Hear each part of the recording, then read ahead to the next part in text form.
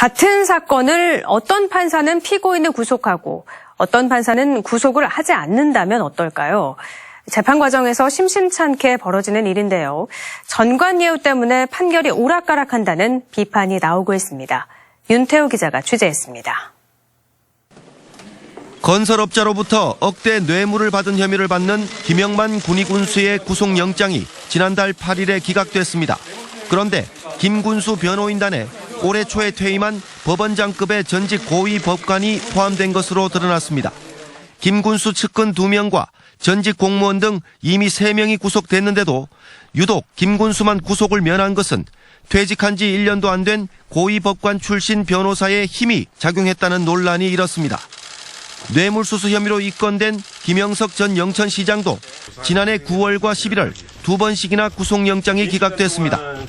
2번의 영장실질심사 모두 퇴직한 지 1년도 안 된 전직 법원장이 변호인단에 포함돼 있었습니다. 장관 출신인 변호사들은 어쨌거나 예전에 같은 재판부에 있었던 같은 부장 모셨던 이런 기본적인 인간관계가 있는 상태에서 만나기 때문에 다룰 수밖에 없는 거죠, 사람인 이상.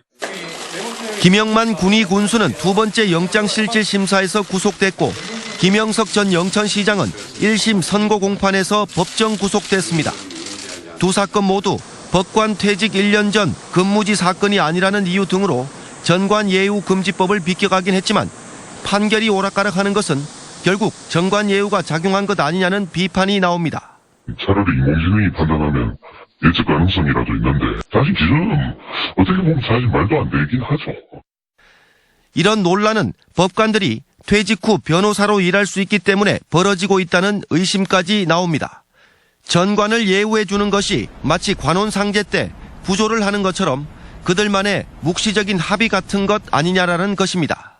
전관 출신인 변호사들은 사실 좀 그들끼리 모입니다. 일반 변호사들이 접근할 수 없거나 모르는 내용들이 공유될 수는 있다고 생각합니다, 저는. 사법 신뢰를 높이는 지름길은 공정한 재판뿐이라고 법원 스스로 강조합니다. 하지만 전관예우 논란과 함께 판결이 법상식에 맞지 않다는 비판이 계속 나온다면 공연불에 그칠 수밖에 없습니다. MBC 뉴스 윤태호입니다.